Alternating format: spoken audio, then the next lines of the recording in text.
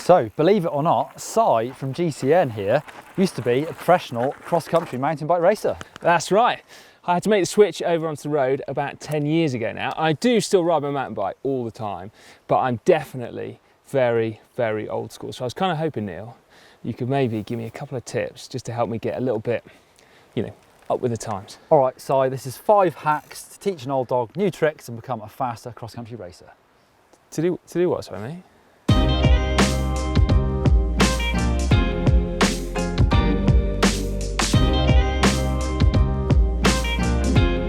So when it comes to trying to corner fast and find grip, a low centre of gravity is really important, and that is difficult with your saddle really high.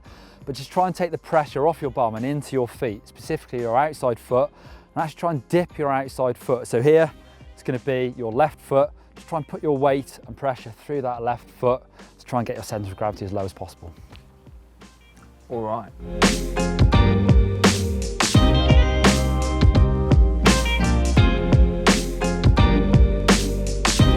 You know, the funny thing is, I drop my outside foot instinctively when I'm riding on the road, but I guess I'm just lazy on my mountain bike. I just don't do it as much, probably because there's more corners, so you've got to move your feet more. Yeah, it's definitely a technique that helps. I'd also say try and bring your hips to the outside of the saddle. So as soon as you hover off the saddle and drop your outside foot, bring your hips out as well. So it dips the bike over and your body stays relatively upright. Also, lower your chest to the bar to try and balance that weight over both tyres so they grip about the equal So amount. move weight forward? Yeah.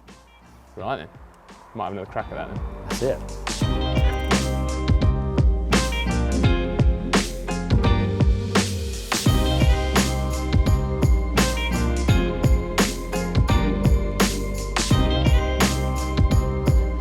Okay, Si, I've got a skills exercise for you here. I want to see an emergency stop, so come down at a good pace and try and stop as fast as you can. I'll take a look at your technique. All right. Stop! Ooh.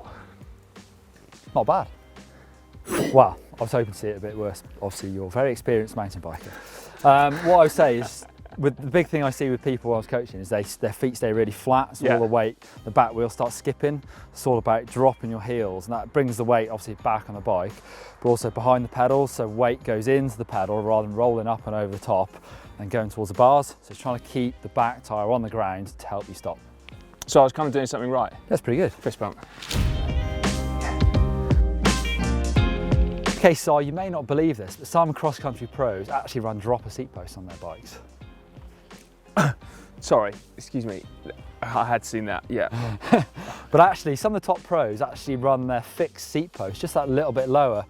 The courses now are really technical, so it just gives you that ability to move off the back of the bike. Really helpful on steep descents like this. I'll have you know, Neil, the courses back in the day were pretty technical as well, but fair enough, I didn't know that. I will give it a nudge. Asking a roadie to change their saddle height is a little bit like asking someone to change religion, but since it's you, how much should we be talking, Neil? Probably less than an inch, but it's definitely just giving me that little bit more space. All right, if I get a chronic knee injury after this.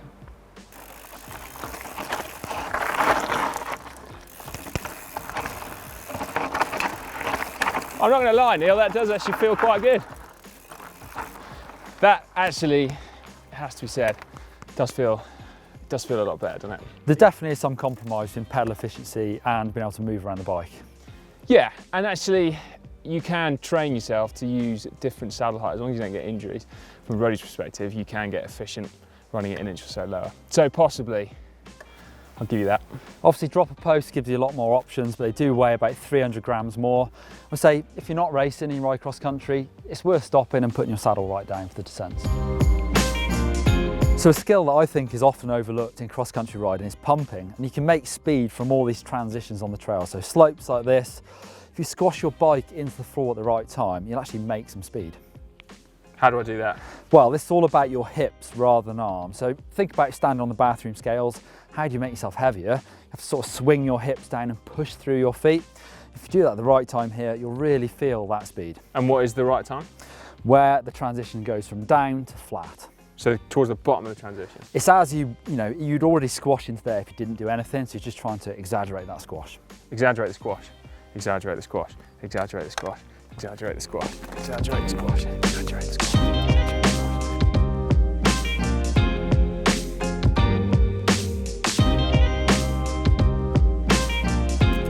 Right, that kind of felt like I did it, but did I do it? Yeah, that actually looked really good. Yeah. The great thing about pumping is you can get better at it really quickly and you'll get more efficient. So think about practicing this on a BMX track, a pump track, and think about how many transitions there are like this on the trail. Yeah. In fact, I can see another one just up here. Yeah? So this one actually looks a bit more technical, it's quite rooty, but if you just adjust your line a little bit to the outside of the trail, there's a really smooth dip there, you can make some more speed just there. Can you pump technical stuff as well, presumably? You can, but it's going to be rough. I think it's going to be much less tiring and smoother to do it on this smooth bit of trail. Right, I can see transitions everywhere, Neil. I'm gonna go pump the shit out of this.